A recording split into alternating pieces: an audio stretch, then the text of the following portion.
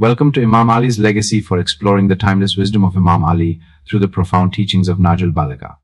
Our channel aims to shed light on the invaluable lessons and guidance imparted by Imam Ali, covering a wide range of topics including spirituality, leadership, justice, morality, and philosophy. Through detailed explanations, reflections, and insightful interpretations, we bring Imam Ali's words to life, helping you connect with his divine wisdom in today's world. Whether you're seeking spiritual growth, intellectual enlightenment, or simply a deeper understanding of the teachings of one of history's most influential leaders, this channel is for you. Join us as we embark on a journey of knowledge and inspiration straight from the sacred text of Nahjul Balagha. Subscribe to stay updated with weekly content, including sermons, letters, and sayings of Imam Ali, along with their meanings and practical applications in our lives.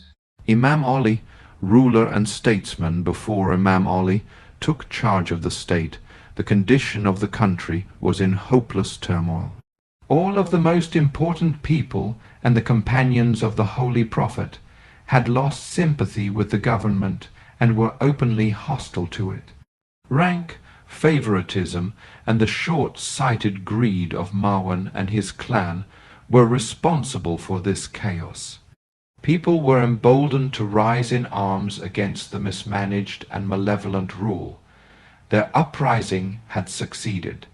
They had lost all respect for authority and had no desire to see the ruling junta back in power again. On the other hand, the members of the overthrown regime had sinister designs to gain back the control which had benefited them for so long, while some influential persons were hoping to gain the caliphate for themselves. For 3 days after the murder of the caliph, there was anarchy in the capital, and on the 5th day, Imam Ali was unanimously elected. He neither claimed nor contested for the temporal kingdom. It was forced upon him. But when he accepted it in his first speech, he openly declared they had elected him as their temporal ruler, and he would remain so as long as they kept on obeying him. He had grave doubts about the sincerity of their desire, as twice he had refused to accept their request to act as their ruler. Yet, seeing their hopeless plight and their repeated solicitations moved him to assent to their entreaties. Yet he was under no obligation to them for their election. On the contrary, he had done them a service by agreeing to rule over them. He knew well the reasons of their persistent supplications for his rulership. They had been badly treated by the malevolent, cruel, and oppressive regime, and the ruling class had insulted them, and had always refused to listen to their grievances or come to their relief. The masses had been kept under complete ignorance of the true teaching of Islam, and were made to feel that such ignorance was the best thing for them. They had been made to concentrate on worldly benefits at the cost of religion and piety, the result being a rule of brutal force of which they were tired and wanted the kind of benign government which had been introduced by the Holy Prophet. That desire had made them look for somebody who could reintroduce that type of government. They realized that Imam Ali was the man in whom the Holy Prophet had confided and entrusted more than in anybody else, and that he had been the trustee to every secret of the Holy Prophet. Therefore, they unanimously elected him as their ruler. Ironically, they had not realized the responsibilities and obligations under which they had brought themselves by making him their Amir ruler. He knew their weaknesses, and also knew that they would lose their confidence in him when they would find that he attached more importance to general welfare than to personal good, when he would make them follow the path laid down by the Holy Prophet, when, with the introduction of equality and equity, he would make them accept the principles of brotherhood of man and general amity towards their fellow beings, and when he would try to lead them towards selfless discharge of duties, as laid down by Allah and the Holy Prophet, thus making them a model subject of the kingdom of Allah, a model to be adopted by those who desire peace and prosperity under a benign rule. He was afraid that with the introduction of such a revolutionary Islamic system of government and society, the uninitiated would rebellion against him, continuing to clamor for unwarranted and unreasonable personal benefits as usual and crave vicious pleasures that would no longer be possible in a fairness to all and a godly system of government which he had envisioned in Islam. Those who would rebellion did not realize that the previous, traditionally exploitive secular regimes, by allowing them cheap and simple pleasure, granting them limited power and keeping them in darkness of ignorance, their rulers, had actually turned them into automata to work for them as kinds of slaves deprived of vision and foresight, without hope for a good prospect of a future life.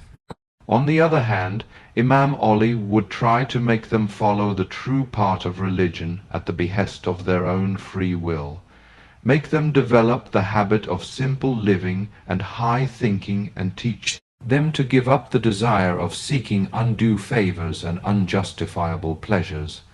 That was the kind of men that Allah wanted them to be, and the Holy Prophet had tried to model them into. The task had not been easy then, and the lapse of a quarter century had made it even more difficult. But Imam Ali would try to achieve it, according to Al-Qarar of Maulana Rayad Ali. Whatever shadow of hope was lurking in the minds of persons expecting wealth, prosperity, and governorship disappeared with this very first speech of Imam Ali. They knew that they could not expect unholy and ungodly concessions from Ali ibn Abu Talib. Their unreasonable claims on public wealth, their fiefs, and their unjustifiable holdings of public property would not remain with them. The result was 3 rebellions against Imam Ali, and a restless period of rulership for about 4 years. His reforms, but Ali, with the sincerity of purpose, tried to do what he had promised and raise the mental uplift of the masses. The first thing was the consolidation of the state, which he successfully carried out against very heavy odds. The second thing was to create a central bureau where he distributed the work of training the crude Arabs into educated and civilized people. To Abul Aswad al-Diyuli, the renowned poet, he dictated basic principles and rules of grammar for the Arabic language, with special instruction to concentrate on the syntax of that language. Abdul Rahman al-Salami was made to look after the art of reading the Holy Quran correctly. Kumail ibn Ziyad was made responsible for mathematics, engineering, and astronomy, Umar ibn Salma for the Arabic language and literature prose, Abada ibn al-Samit for poetry and logic, Abdullah ibn Abbas for principles of administration and rhetoric, and he himself for philosophy of religion, ethics, commentary of the Holy Quran, and the traditions of the Holy Prophet. Actually, he was hub of the whole activity. Although every hour of his glorious life was filled, he still found time to teach his assistants what to say, when and how to say it, what to teach and when and how to teach it. Long after his death, every one of his above pupils proved a shining star in the sky of Muslim civilization and have been considered as imams. Introduction of new system of government. The next subject which engaged his immediate attention was the improvement of administration. To make due arrangements for security of the state from external attacks, to preserve law and order, to control corruption and bribery, to provide equality of opportunities and equal distribution of public wealth among his subjects, to appoint honest and pious officers, to chastise and remove from service dishonest ones, to maintain a powerful army, to avoid enrollment of mere mercenaries in it, to take care of traders and treat non-Muslims with deserving leniency and respect, were apparently the items of his program which he successfully carried out. How he organized public service departments. He divided the state service into following sections. 1. Public Finance 2. Army 3. Central Administrative Bureau 4. Judiciary 5. Provincial offices. The Department of Public Finance was divided into 2 sections. A. Collections section and B. Distribution sections. The collection section was subdivided into 3 heads, and only 3 kinds of taxes were allowed to be collected by Imam Ali. I. Land revenue. It was usually collected in coins of silver, gold, or in bullion. Officers to collect this revenue were sometimes appointed by the centre, but the Imam had also authorized the governors to appoint such officers themselves. Roman 2. Zakat, poor rate, and Sadaqah, poor fund. These were usually collected in kind or in live stock. Officers to collect this revenue were always appointed directly by the Imam, and he took great care to appoint honest and pious persons on these posts, and to keep a sharp lookout on their activities and behavior. Roman 3. Jizya. This was a tax from non-Muslims in lieu of zakat, etc., and in return for the security and amenities provided to them. Collection of no other kind of tax from non-Muslims was allowed by him. Land surveys were carried out by him wherever necessary. Every taxpayer had the right to appeal, and an appellate jurisdiction was brought into force. Officers for this court of appeal were directly appointed by the Imam. He was the first man to introduce a budgetary system for the collection of revenues and expenditure. Every province had to present its budget direct to him for approval. The incomes were divided into 2 heads, provincial and central. Zakat and Sadaqah were items of the central revenues. Land revenue and jizya were provincial revenues. The schedule of rate for land revenue was fixed by him as follows. 1. First class, most fertile land 1, 5 dirham per jarib 2. Second class fertile land 1 dirham per jarib 3. Third grade land 5 dirham per jarib 4. Vineyards and orchards 10 dirhams per jarib, and date palm groves. Note: 1 jarib equals 2,268 3/4 SQ. YD, Sadaqah and Zakat were the taxes, the first being optional, which only Muslims had to pay. It was a tax levied on personal income, landed property, hoarded bullion and currency, and on livestock. Its rate was that which was fixed by tenets of the Muslim law. Jizya was an annual personal tax, collected per head of a person irrespective of his income or property. But such persons were divided into classes. The division of classes follows: first class, very rich persons and landlords, 48 dirhams per head; second class, middle class people, 42 dirhams per head; third class, businessmen, 42 dirhams per head; fourth class, general public, 12 dirhams per head. There were positive orders that no jizya was to be collected from beggars or persons falling in following categories. 1. Those who were above 50 years of age. 2. Those who were below 20 years of age. 3. All women. 4. All paralyzed persons. 5. All disabled persons. 6. All blind persons. 7. All mentally disabled persons' income from the source of zakat and sadaqah was reserved for the following heads. A. Administration of the departments of collection and distribution. B. Grants, donations and aids to poor, have-nots, orphans, aged widows and disabled persons. C. Honorarium to volunteers who fought for the state. D. Pensions to widows and orphans of soldiers and officers of the army. E. To acquire and set free slaves from the bondage of slavery. F. Reparation of government loans. G. To help pilgrims whenever and wherever they were found stranded. Items C to F were, for the first time, introduced by Imam Ali, and as far as F was concerned, no king had ever thought his kingdom to be morally obliged to pay back a loan taken from somebody. Imam Ali was the first man who declared that a ruler's share of income from the state was equal to that of any commoner. Income from jizya was earmarked for the following items of expenditures: I. Maintenance of the army, Roman 2. Construction and maintenance of forts, Roman 3. Construction and maintenance of roads and bridges, Roman 4. Well sinking v. Construction of rest houses. Land revenue was the provincial income to be spent on maintenance of courts, offices, and other necessary items as per orders of the centre. Before I bring an end to the narration of his system of revenue collection, I must mention a remark passed by him in this respect to 165 of his governors.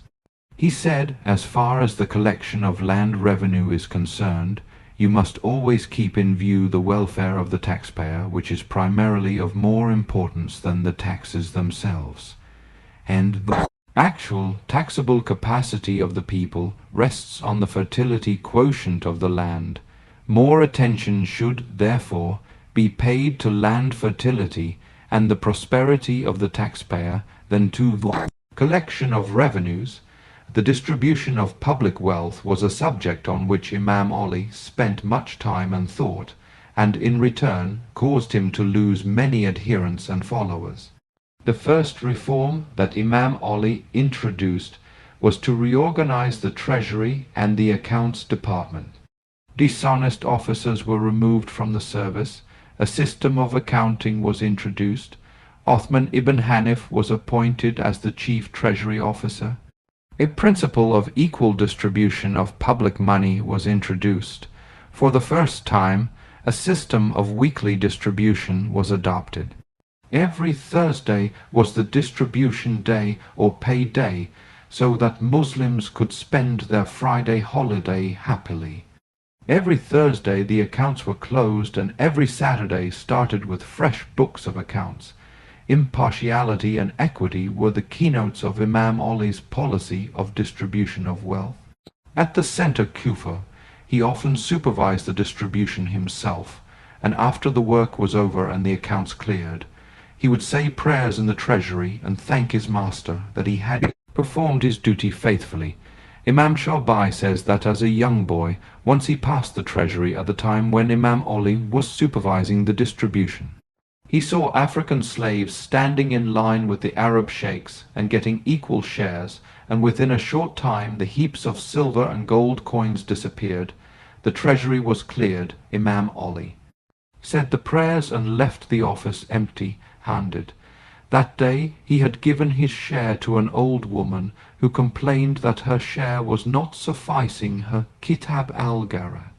Once one of his most favorite and trustworthy companions, Uthman ibn Hanif, told him that by introduction of the principle of equal distribution of wealth and bringing important persons down to the level of commoners, by raising the status of blacks and Persians to that of Arabs, by allotting shares to slaves equal to their masters, by depriving the rich persons of their worldly attachments, and by stopping special grants apportioned to them according to their status, he had done more harm to himself and his cause than good.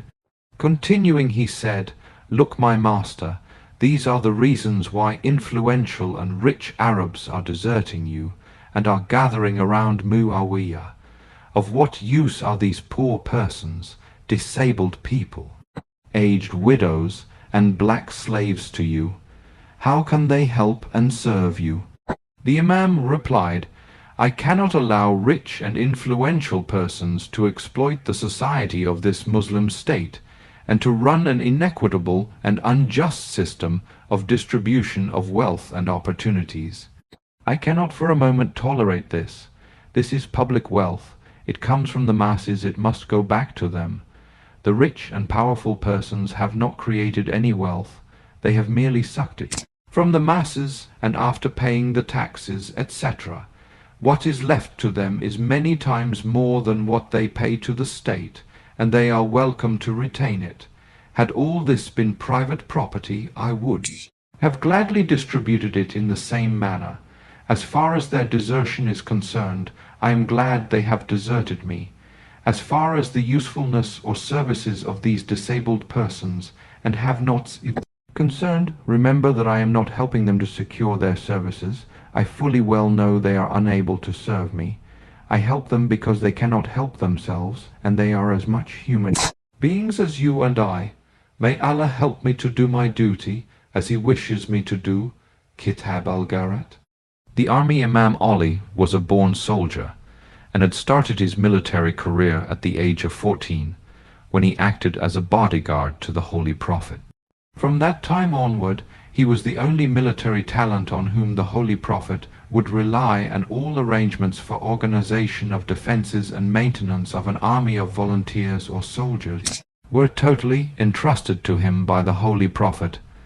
It was his ability and valor which brought such success to Islam in its early stage against such enormous odds. Even Umar was taking his advice on military problems.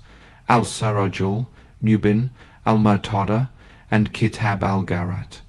Time had not dimmed his valor or his ability to organize such an important section of the state. At the age of 60, in the battlefields of Jamal, Siffin, and Nahrawan, he was as brave a soldier, as good a leader, and as keen a marshal as he was in the prime of his life in the battlefields of Badr, Uhud, Kondak, Khaybar, and Hunain. During a short period of rulership of about 4 years, he organized this department very carefully. The first liability on the state exchequer was the army department. Every governor of the province, besides being chief finance officer of the province, was the commander of the army placed under him. When officers could not be found to look after the military, as well as civil administration, then the functions were divided. Imam Ali did not tolerate mere mercenaries, but did not let services of volunteers go unpaid. He hated murder and bloodshed, and desired his soldiers to be soldiers in the service of Allah and religion. His strict orders to the army were, always keep fear of Allah in your mind. Remember that you cannot afford to do without His grace. Remember that Islam is a mission of peace and love. Keep the Holy Prophet before you as a model of bravery, valor, and piety. Do not kill anybody unless in self-defense. Take care of your mounts and your arms. They are your best guards. Work hard while you are at it, then devote some time to rest and relaxation.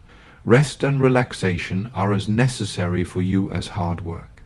Do not let one overstep the time limit of the other. Do not pursue those who run away from an encounter, and do not kill fleeing persons. Do not kill those who beg for life and mercy. Do not kill civilians. Do not outrage the modesty of women. Do not harm old people and children. Do not accept any gifts from the civil population of any place. Do not lodge your soldiers or officers in the houses of civilians. Do not forget to say your daily prayers. Fear Allah, remember that death will inevitably come to every one of you some time or other, even if you are thousands of miles away from a battlefield. Therefore, be